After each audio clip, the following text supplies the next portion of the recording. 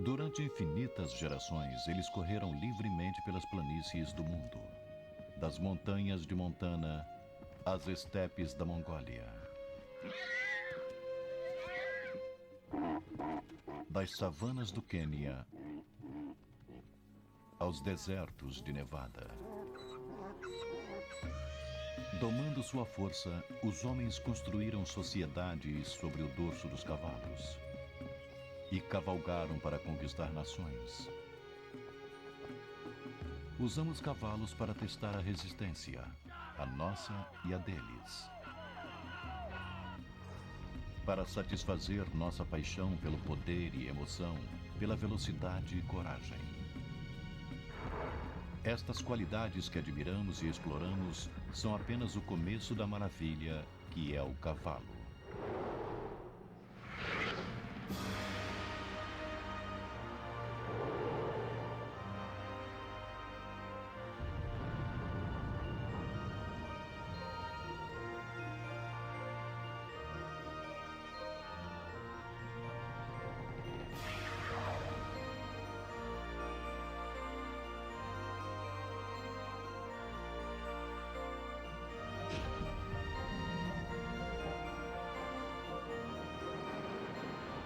O guia completo. Cavalos. Este é um momento raro. A maioria das éguas dá à luz à noite para esconder-se de predadores. Após um período de gestação de quase um ano, este potro inicia uma vida que refletirá tanto uma herança selvagem quanto doméstica.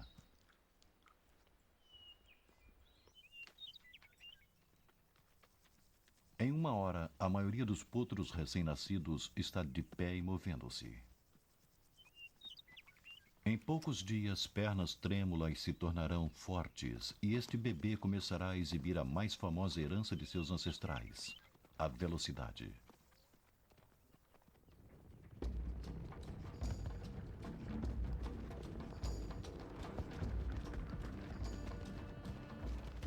O guepardo pode deter o recorde de um mamífero mais rápido, porém sua velocidade de largada de 96 km por hora pode ser sustentada por menos de um minuto. Um cavalo consegue manter velocidades de 48 a 64 km por hora durante um número de quilômetros. O movimento do cavalo funciona como um fole, um galope, uma respiração. Quando as pernas vão para trás, as costelas são pressionadas, forçando o ar a sair dos pulmões. Quando o cavalo estira as patas dianteiras e o pescoço em um movimento para frente, as costelas movem-se para fora e os pulmões se expandem para receber o oxigênio. Esta economia respiratória conserva a energia, permitindo que os cavalos corram por mais tempo do que qualquer outro mamífero de seu tamanho.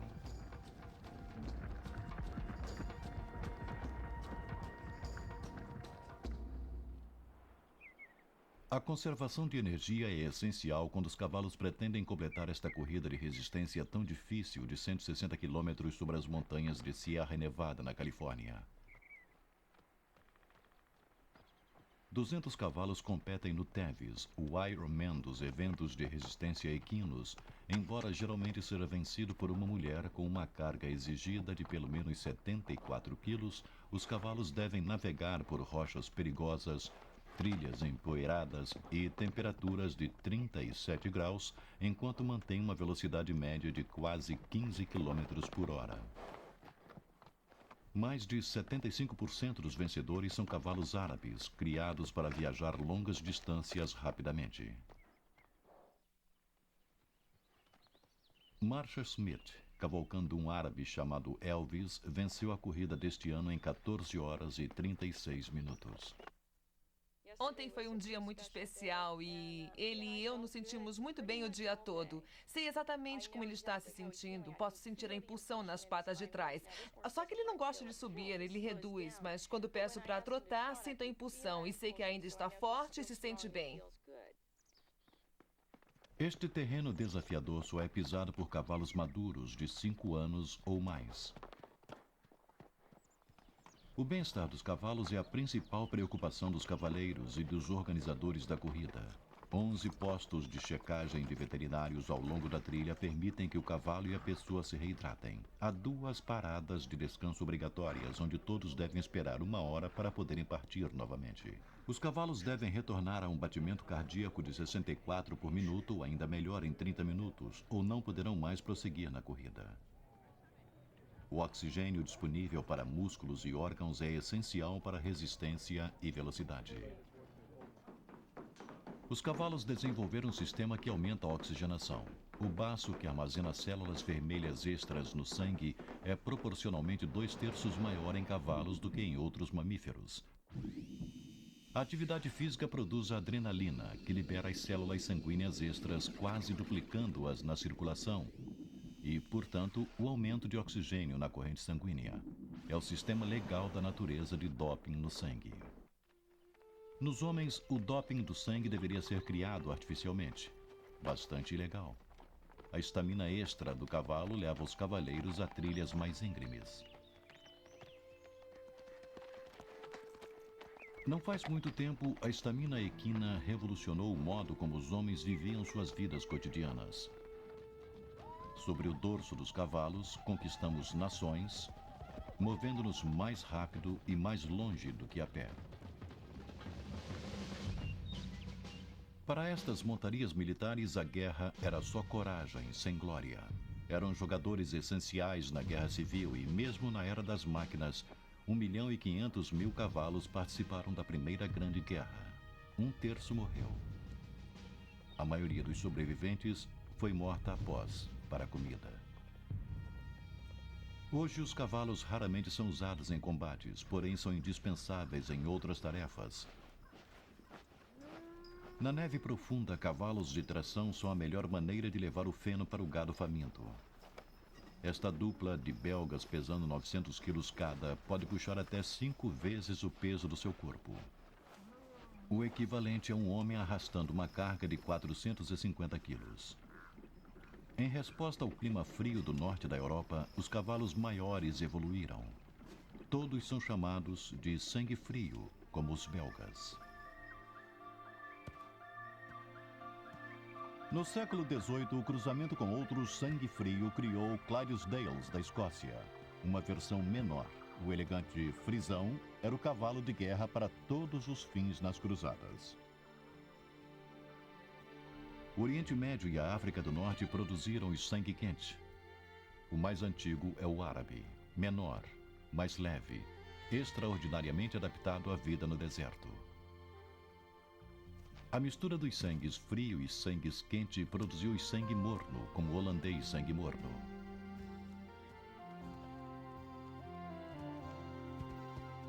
A maioria dos cavalos de equitação e os pôneis são sangue morno. Os cavalos existem em uma grande variedade de cores, o conhecido palomino, o popular paint ou pinto e o cintilante apalosa. Os movimentos do cavalo são definidos como andaduras, do passo lento ao galope explosivo. Não importa o tamanho de um cavalo, o trote é a andadura mais eficiente para cobrir qualquer terreno. Mesmo para o menor membro da família equina, o cavalo miniatura, que foi seletivamente criado pela realeza francesa para seus filhos. Compare o percherão gigante, um dos maiores de todos os cavalos de tração, com esta miniatura. Os cavalos são medidos em mãos. Uma mão equivale a 10 centímetros.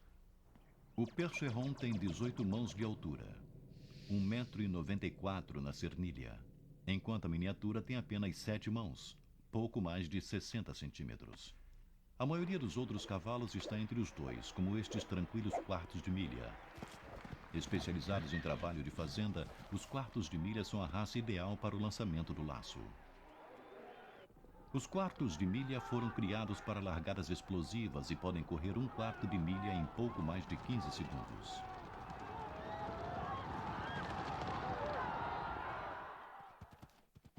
Diferentes dos árabes com seus músculos lentos e repuxados para longas distâncias, eles possuem músculos repuxados e rápidos para responder melhor instantaneamente ao movimento das rédeas, separando a manada.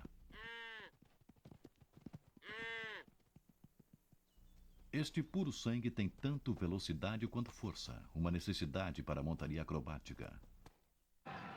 E outros puros sangues, muitos deles antigos cavalos de corrida, encantam plateias ao puxarem carroças a grande velocidade.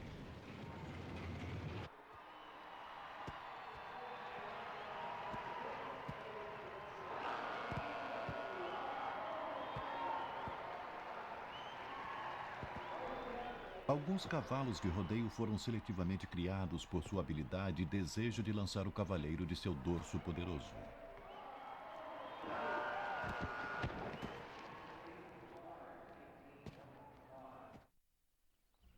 Hoje, os Estados Unidos são o lar para mais cavalos do que já se viu antes. E a grande maioria é de membros de famílias humanas.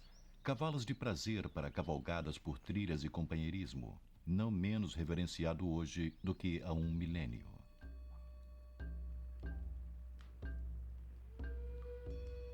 Desde o início da história registrada, os cavalos tiveram papel na vida humana.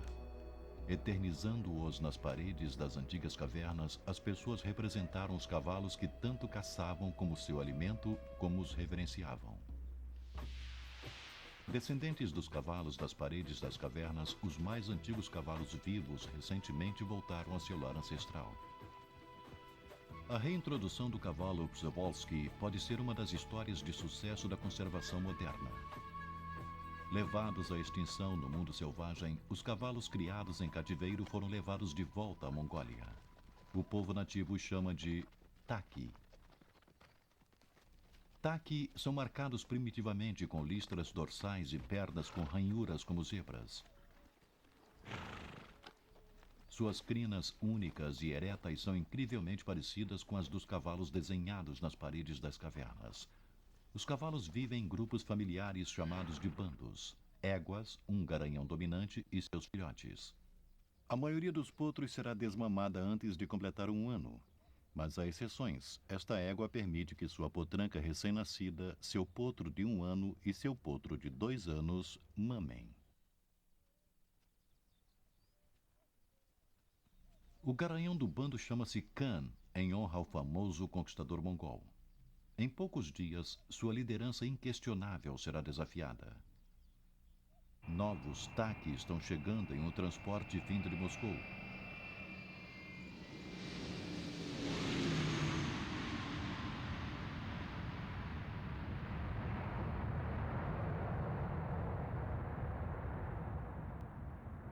Criados no cativeiro como Khan, serão soltos em uma extensa área selvagem chamada a Reserva Hüsten-Nuru Steppe, na Mongólia Central.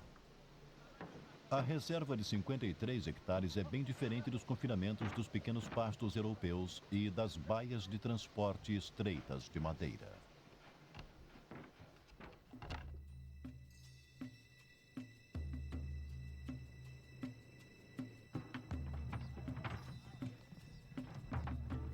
Tipicamente, os Taki são mantidos em áreas cercadas de transição até ajustarem-se à sua nova casa.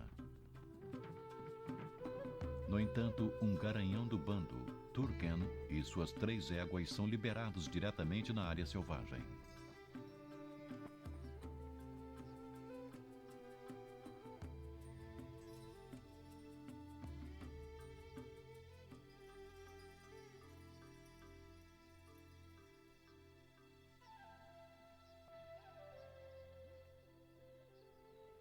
Do outro lado do mundo, nas montanhas rochosas ao sul de Montana, é primavera, e os garanhões selvagens estão ansiosos para se acasalarem.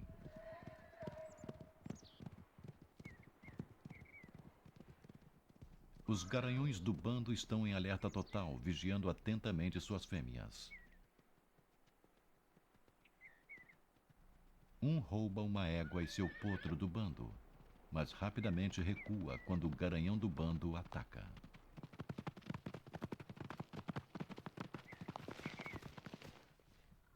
O garanhão negro, Raven, escolta sua família para um canto isolado nas montanhas subalpinas.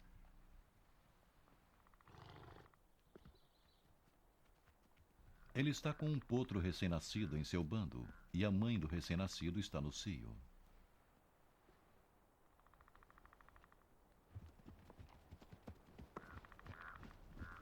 Raven pode sentir o cheiro da fêmea enquanto ela libera um fluxo pungente de líquido.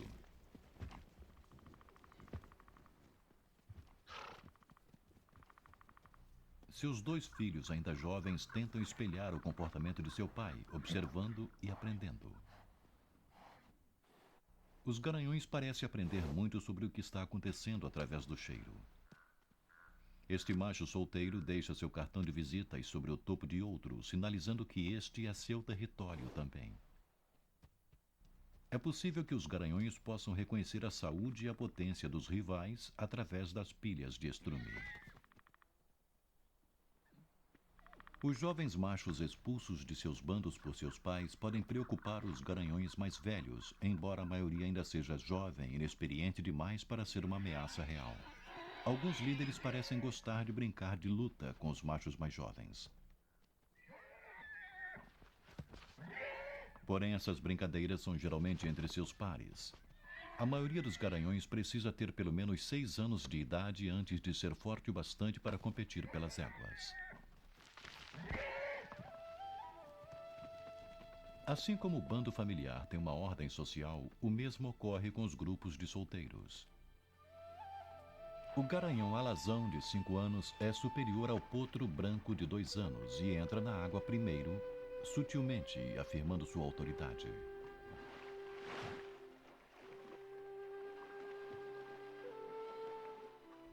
Quem rola primeiro, quem limpa-se com quem bebe primeiro, tudo é determinado pela hierarquia do indivíduo no grupo. A velocidade com que um solteiro chega à posição de autoridade pode determinar seu sucesso para conquistar as éguas.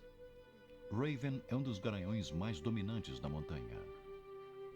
Embora sua égua Palomina esteja ainda amamentando, ela não teme que Raven machuque seu recém-nascido. Geralmente as fêmeas só estão receptivas à procriação quando seus potros já são mais velhos e menos vulneráveis. As éguas de Khan, como a maioria das éguas adultas selvagens, são muito bem guardadas pelo garanhão do bando. O filho adolescente e precoce de Khan continuamente interfere com as éguas, e Khan gentilmente o disciplina, mordendo seu pescoço e pernas. Khan logo expulsará o jovem do grupo para evitar a possibilidade de cruzamento consanguíneo. A meio quilômetro de lá, o bando de Turgan aproxima-se do território de Khan. É um dia tenso para o bando de Khan. Seu filho persistente tenta acasalar-se com uma das éguas que o rejeita.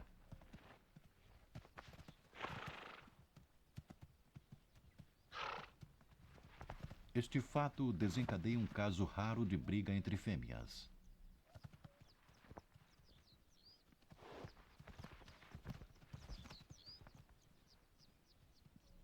A luta não passa despercebida. Turgan encontrou o bando de Khan. Questões familiares devem vir depois de disputas territoriais. Khan corre para enfrentar o intruso. Turgan dá a volta e aproxima-se de Khan.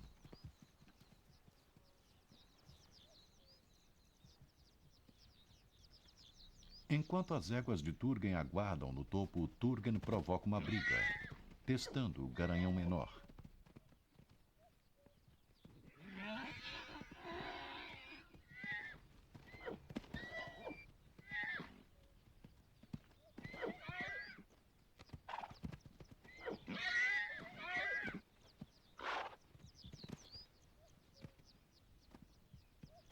O filho de 2 anos de Khan observa.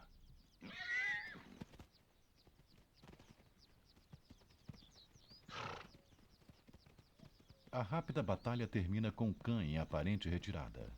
Na verdade, suas éguas partiram primeiro. Agora, Khan abaixa sua cabeça na pose característica das cobras, sinalizando ao bando para penetrarem ainda mais no vale. As éguas podem ter respondido à presença de uma ameaça diferente. Os lobos asiáticos também vivem nesta reserva. Esta matilha tem jovens filhotes para alimentar. Um lobo caçará um cavalo jovem ou fraco se o bando não estiver atento. A atenção constante é uma necessidade na vida selvagem.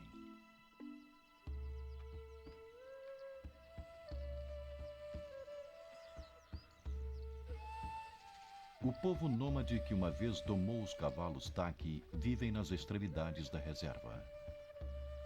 Aqui cuidam de manadas enormes de cavalos domésticos.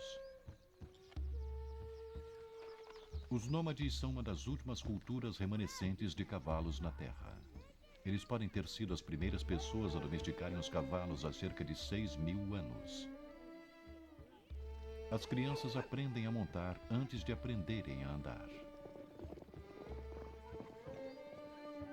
Hoje é um dia especial para esta família. O dia em que reúnem os potros até agora selvagens e intocados.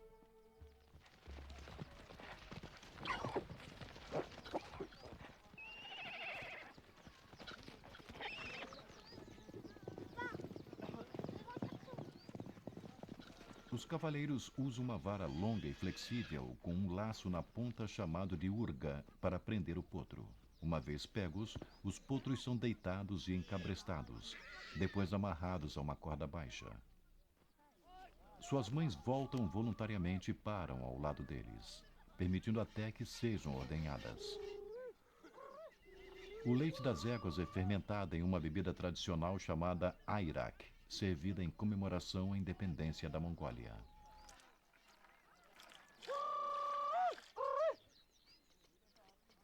A canção encoraja a fêmea a dar seu leite para as pessoas. Algumas espécies equinas raramente foram domadas. Nas savanas da África, zebras comuns ainda vagam em grandes manadas.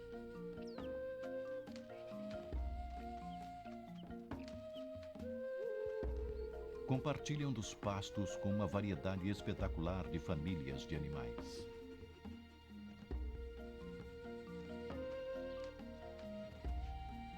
Como os Taki e os cavalos selvagens dos Estados Unidos, a zebra Burchell ou comum vive em bandos familiares que consistem de éguas, um garanhão dominante e seus filhotes. Os potros reconhecem a segurança que um grupo de famílias oferece a eles. Os solteiros formam bandos e, como muitos machos adolescentes, parecem procurar problemas.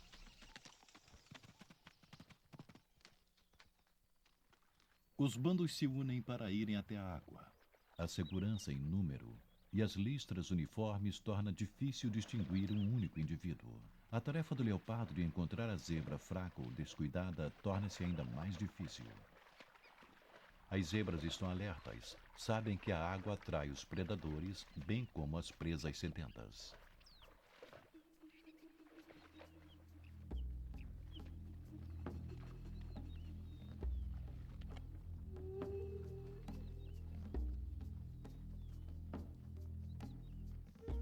Mais ao norte vive outra espécie de zebra, adaptada social e fisicamente ao prado seco.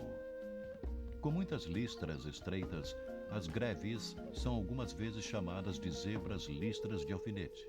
Em alguns lugares dividem seu território com as zebras comuns. A comum é bem menor do que a greve e com listras mais largas. Uma característica das zebras greve é sua orelha enorme. Como outros animais do deserto, suas orelhas repletas de vasos sanguíneos ajudam a esfriar seus corpos. Garanhões greve maduros são geralmente solitários. E o macho adulto requisita o território, de preferência perto de uma fonte de água, o que atrai as fêmeas. As fêmeas, aceitando a segurança e a abundância relativa de um bom território, concedem direitos de procriação ao garanhão que as guarda.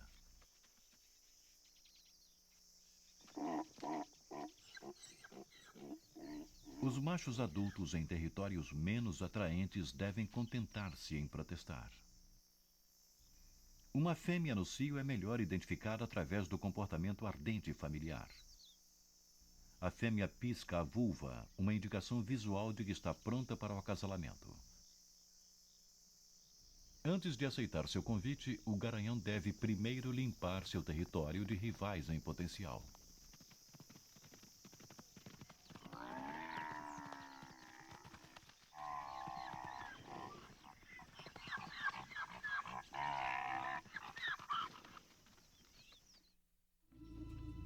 O parente vivo mais próximo das zebras e de todos os cavalos são os rinocerontes africanos e asiáticos, com 3 dedos como os primeiros cavalos. Seu outro parente mais próximo também possui 3 dedos. A anta sul-americana vive em florestas que lembram os habitats dos mais antigos cavalos. O Iracotherium viveu há 55 milhões de anos na América do Norte. Com 3 dedos do tamanho de um gato caseiro, vagava por entre as árvores. As florestas tornaram-se prados e os cavalos adaptaram-se.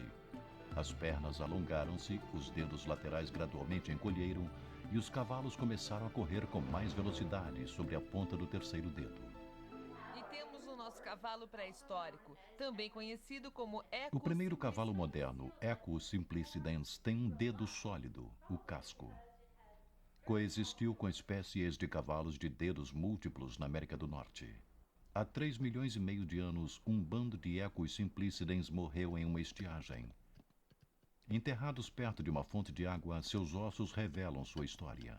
Somos como detetives chegando ao local do crime, só que ao invés de só termos algumas horas ou alguns dias após ter acontecido, estamos lidando com milhões de anos.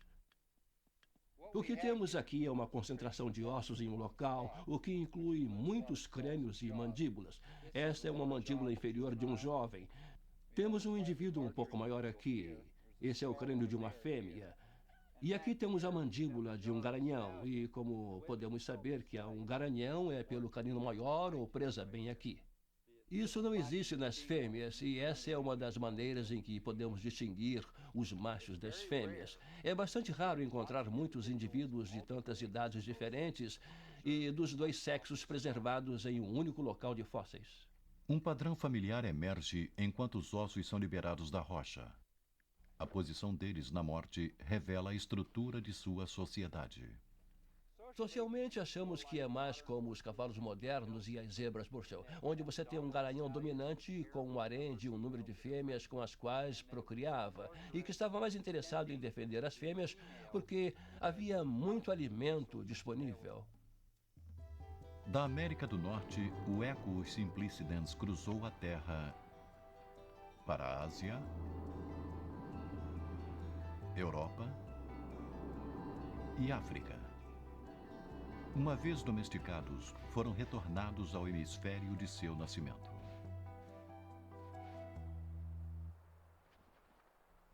Nos vales na base da montanha, Raven e seu bando alimentam-se das plantas que conseguem encontrar.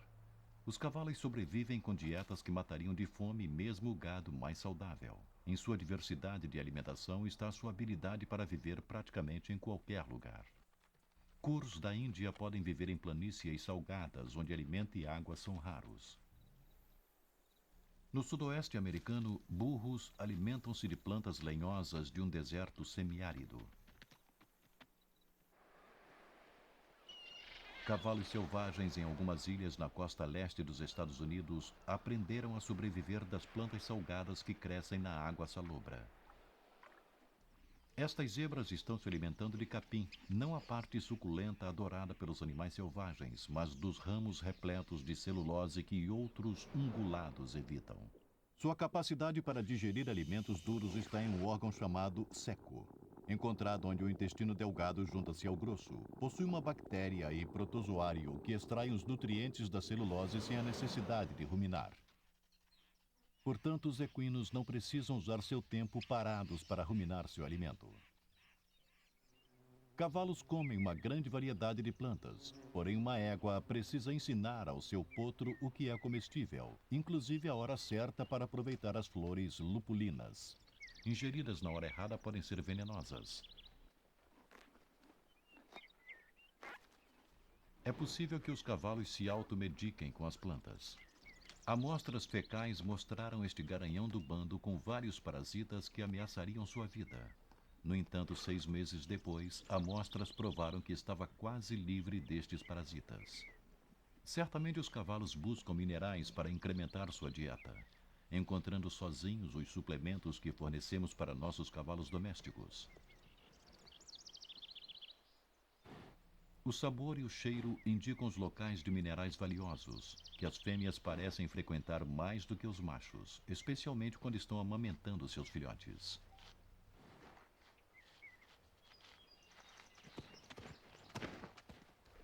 Os cavalos locomovem-se enquanto pastam.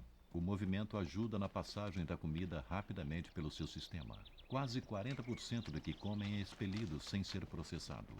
Diferente do gado, os cavalos são ressemeadores valiosos de seu território.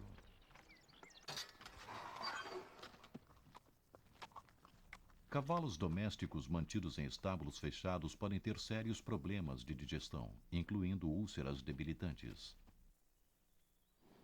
Quando animais normalmente sociáveis são isolados em locais com pouco espaço para se movimentarem naturalmente, problemas físicos e emocionais podem surgir.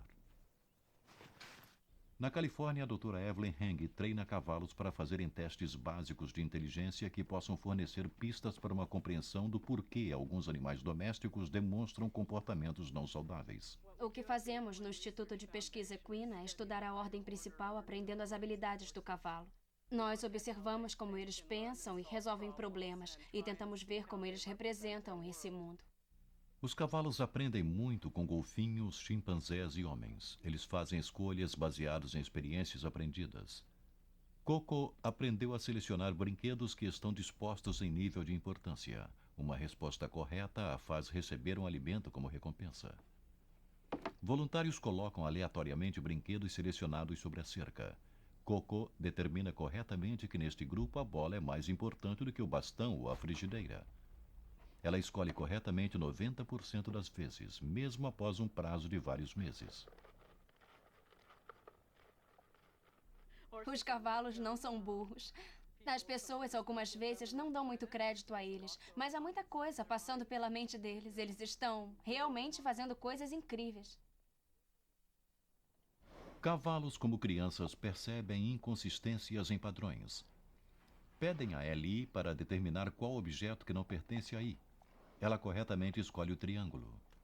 Este teste indica que os cavalos usam a razão e fazem escolhas baseadas nas mudanças de padrão em seu mundo. Não é de surpreender que um ser tão inteligente considere o confinamento monótono de uma baia estreita e um mundo sem desafios um pouco difícil de suportar. Ignorando as necessidades psicológicas, tende a estressar mais um animal. O estresse produz situações como o balanço e o ato de engolir ar. Talvez esta condição bastante perigosa venha do contraste de longos dias de monotonia intercalados pelas exigências intensas de treinamento. Condições que são desconhecidas na vida selvagem, onde cada dia é repleto de descobertas. O potro de Raven aprende aonde ir para uma boa esponjada para limpar seu pelo. Imitando seus pais, os potros aprendem como ser cavalos.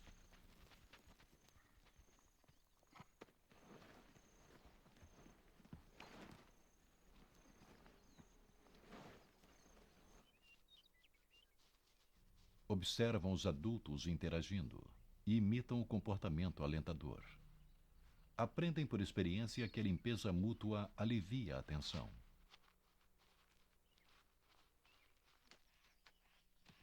Mesmo cavalos maduros expressam um lado brincalhão. Mas geralmente são os potros os mais exuberantes.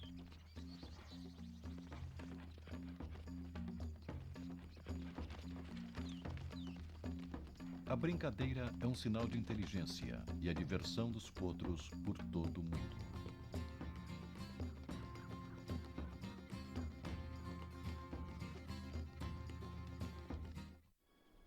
Aprender como usar os sentidos é a chave para a sobrevivência na savana e nas montanhas de Montana.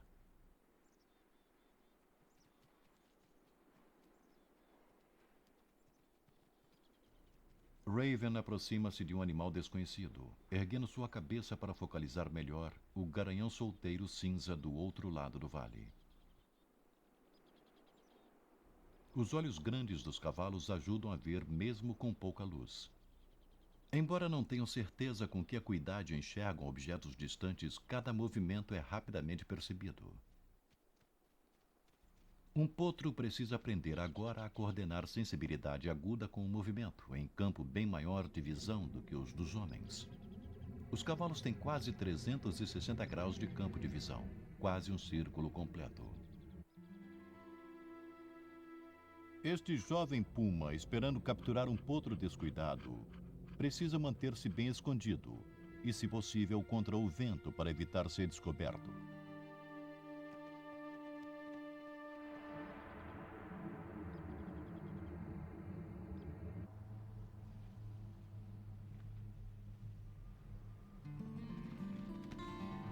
Um cavalo adulto saudável pouco teme até mesmo um puma adulto.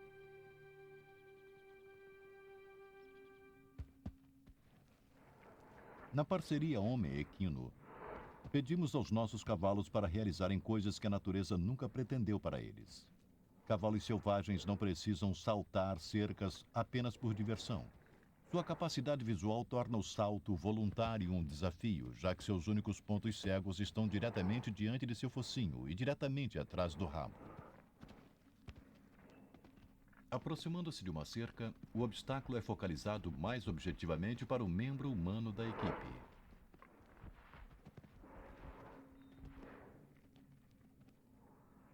Para o cavalo, o objeto imediatamente à sua frente rapidamente desaparece com o último galão.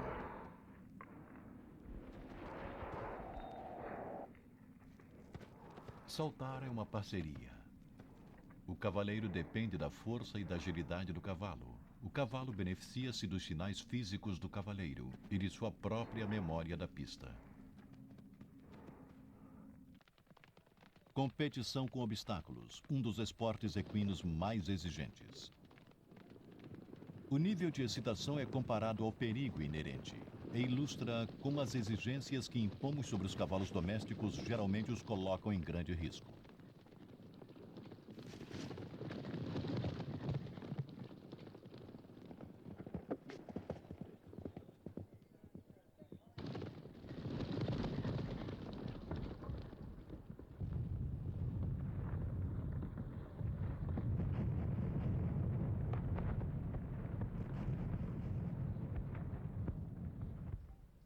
Nas colinas de Virgínia, o único hospital veterinário e centro de pesquisa exclusivamente para cavalos tenta curar as lesões equinas.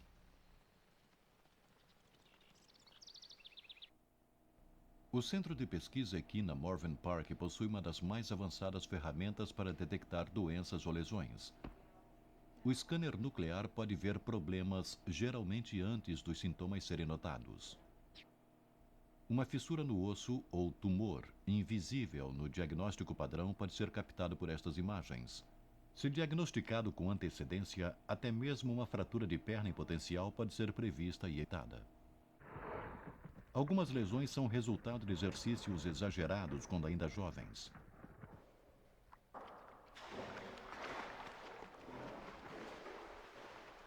A medicina equina agora usa a hidroterapia, o que minimiza o impacto na cura dos cavalos.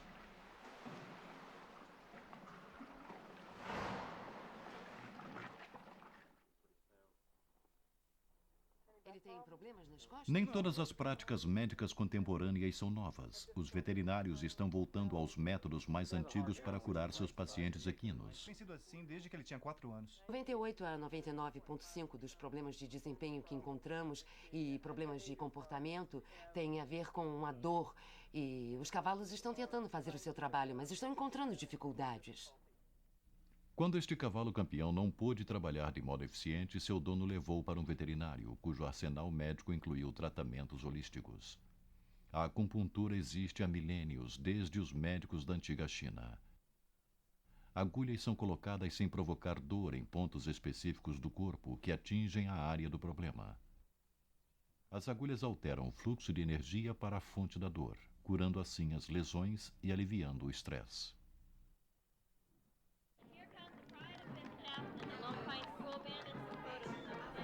Nem todos os equinos são fustigados por problemas médicos. Um festival anual em Bishop, Califórnia, comemora um membro da família que pode ser ainda mais resistente do que o cavalo: as mulas.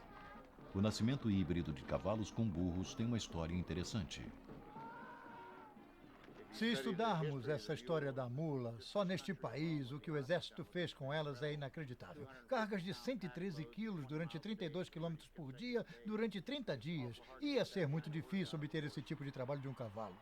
Anda, garoto, vai, vai, vai, isso, vai. Puxa, garoto, vai, puxa, vai, garoto, vai. Isso. Cavalos e burros pertencem a espécies diferentes que podem ser acasaladas para procriarem. É, biologicamente falando, uma surpresa, porque cada um tem um número diferente de cromossomos. Mas em equinos acontece. Papai pode ser um burro e a mamãe um cavalo, ou vice-versa. De qualquer modo, você terá uma mula. A cria é um corcel incomum com talvez as melhores qualidades de ambos os pais.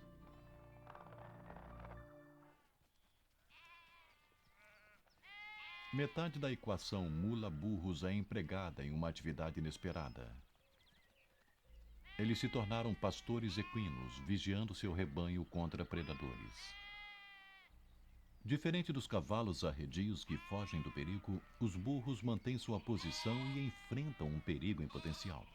Alguns fazendeiros usam estes aspectos agressivos do burro para proteger seu rebanho valioso.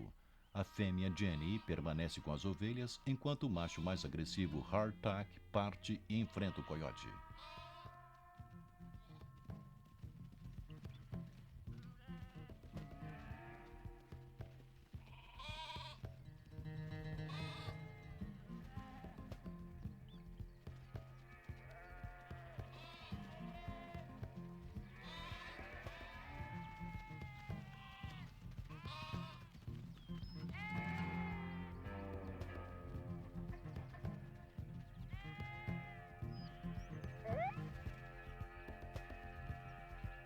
É um encontro de dois indivíduos tenazes, porém o coiote precisará encontrar sua refeição em outro lugar. Hardtack comemora sua vitória, farejando para saber se tudo está bem com seu rebanho adotivo.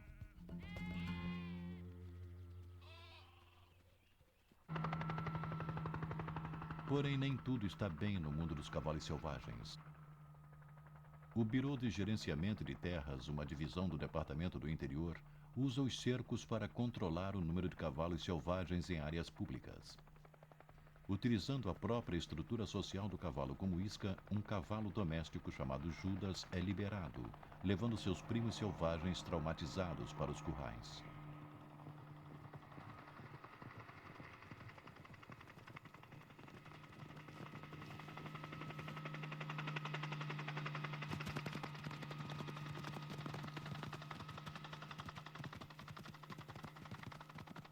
O Bureau afirma que os cavalos destruíram a pradaria, um argumento que os defensores do cavalo selvagem consideram inacreditável, já que há milhões de cabeças de gado nas terras públicas e apenas alguns milhares de cavalos selvagens, mustangues, em bandos isolados. O Bureau leiloa os cavalos selvagens vendidos ao público. Segundo certos relatórios da imprensa, a maioria dos animais vai para os matadouros.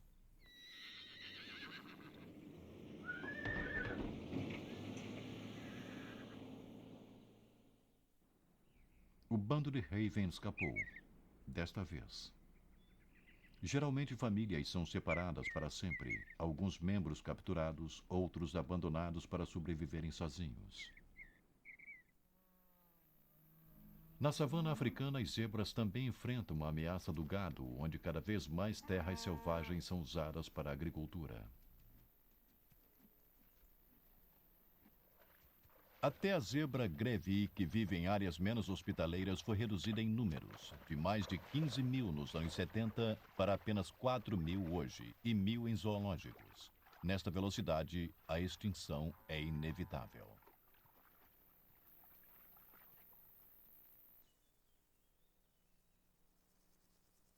No Centro Equino da Universidade Estadual do Colorado, técnicas modernas de fertilidade podem fornecer uma solução parcial para os equinos ameaçados. O Dr. Ed Squires está tentando extrair um óvulo não fertilizado de uma égua quarto de milha de 6 anos, que teve problemas concebendo naturalmente. Eu estou tentando retirar o óvulo do folículo e colocar no tubo de teste aqui, para podermos levar para o laboratório e resgatar o óvulo. Esta técnica pode e tem sido usada para equinos ameaçados. talvez ajude a preservar o material genético de algumas poucas zebras greve remanescentes. Qualquer que seja o método, a sobrevivência e o bem-estar de todos os cavalos estão em nossas mãos. Nas montanhas Pryor, Raven e seu bando sobrevivem. Mas outra captura está planejada para daqui a um ano. Com o decréscimo do número de cavalos selvagens, o mesmo ocorre com sua variabilidade genética. Haverá cavalos suficientes para produzirem potros saudáveis no futuro?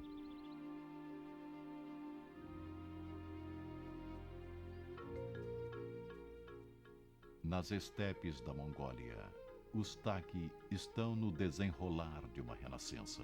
O bando de Khan tem agora 19 animais, inclusive 5 novos potros, sementes de esperança para os membros vivos mais antigos da tribo Ecos.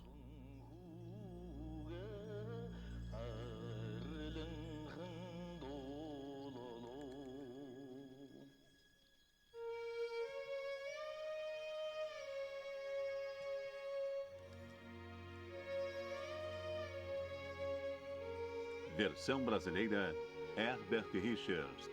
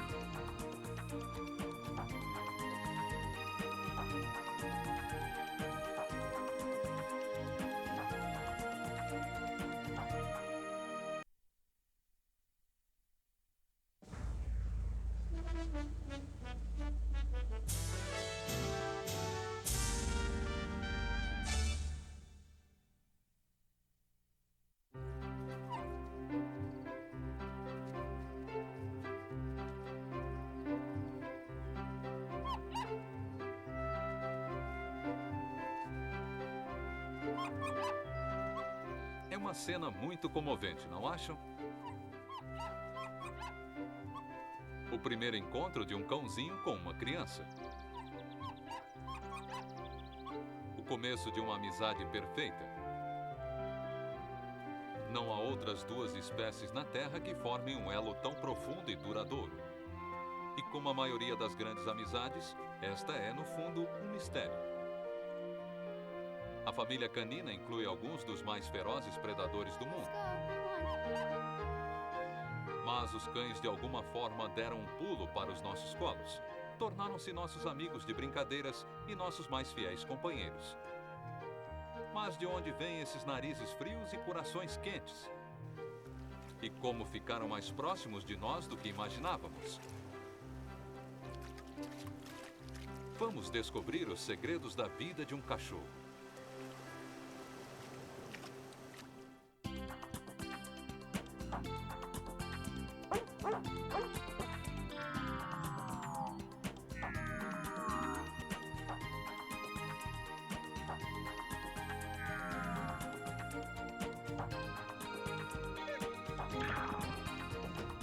Distribuição Play Art. Cães, os melhores amigos do homem. Segredos sobre os cães. Versão brasileira, Dubla Vídeo, São Paulo. Esta é uma das raças caninas mais raras, o cão de bicicleta. Quem será que está guiando? As vidas dos cães e dos humanos chegaram nesse grau de intimidade. Este é o cão de mochila. E esta é a raça mais comum de cães, os babões.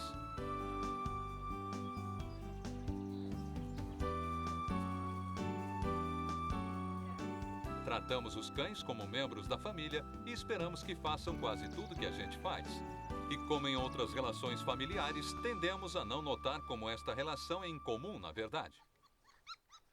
Cães fizeram adaptações incríveis para se tornarem partes de nossas vidas. Cada ninhada começa assim, se insinuando no calor de sua própria camaradagem canina. E cada um destes filhotes vai se desapegar cedo ou tarde de sua mãe e de seus companheiros de ninhada e transformar uma família humana em seu bando.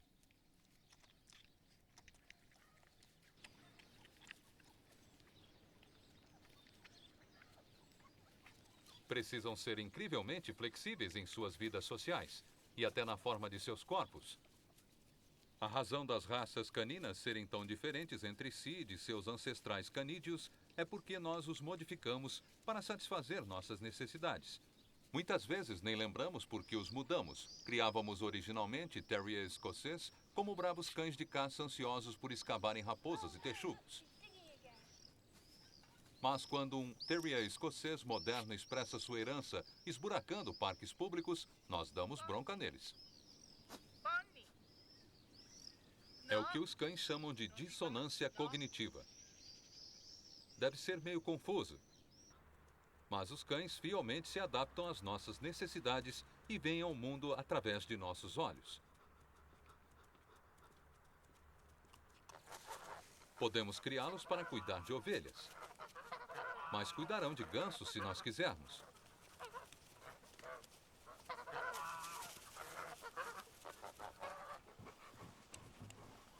Cães husky puxam nossos trenós pelo gelo ártico. E legato nos ajudam a farejar tesouros enterrados. Setor canino. Os pastores alemães arriscam suas vidas rotineiramente como cães policiais. E mesmo num treinamento de rotina, ficam ansiosos em exibir sua habilidade incrível de rastrear o culpado.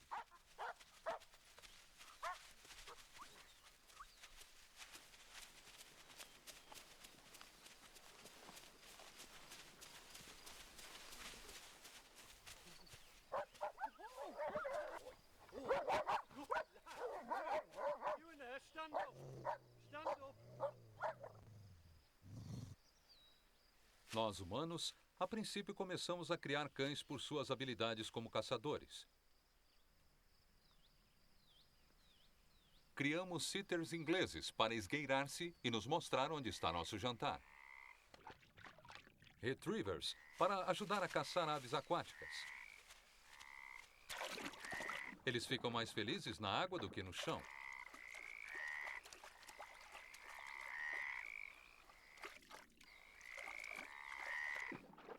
Usam seus pés modificados como remos e seus rabos grossos como os das lontras para manobrar. Os caçadores criam os retrievers para serem educados, para segurarem a refeição entre os dentes, mas resistirem à tentação natural de fazer picadinho dela.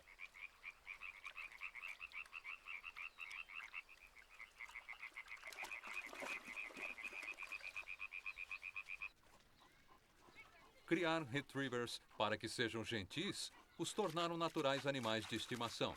Esta criação dificulta às vezes resistir à combinação de água, crianças e algo a recuperar.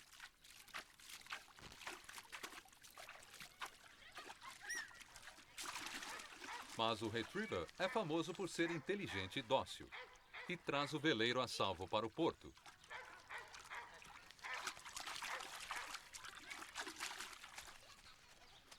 Então, ele divide seu momento de glória com seu dono humano.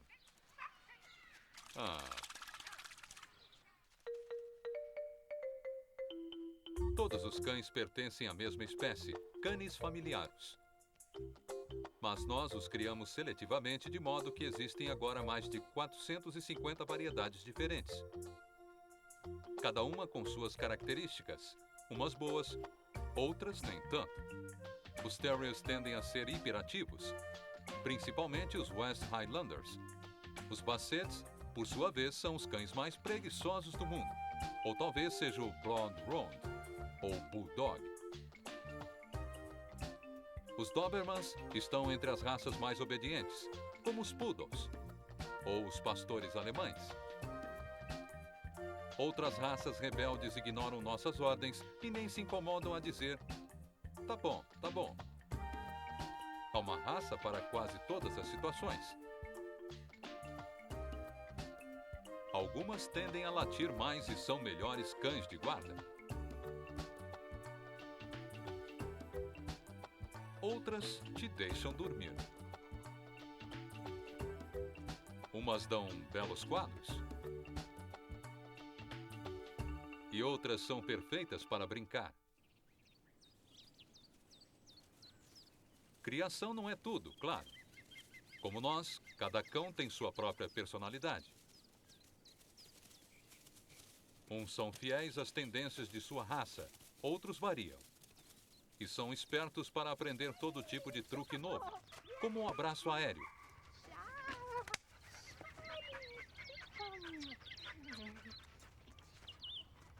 É difícil acreditar que ele seja um descendente direto deste. Mas, de fato, nosso amado animalzinho doméstico evoluiu de um dos animais mais temidos da Terra, o lobo. Nossos cães de estimação têm muito mais em comum com os lobos e as outras 34 espécies canídeas selvagens do que conosco.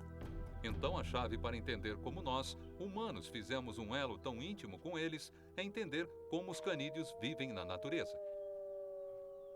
A inteligência e a adaptabilidade que admiramos em nossos animais é também característica de seus parentes selvagens, como estes coiotes. É o que lhes possibilita sobreviver em qualquer parte, como nesta serra gelada. A aptidão para produzir grandes ninhadas e para se devotar totalmente ao cuidado dos filhotes é também comum entre os canídeos selvagens, como estes cães selvagens da África.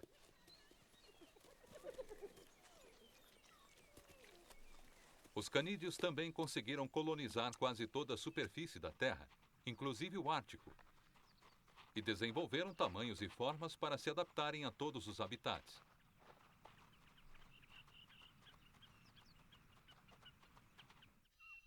Estes zorros cinzas têm pelos grossos para percorrer as altitudes varridas pelo vento do sul dos Andes.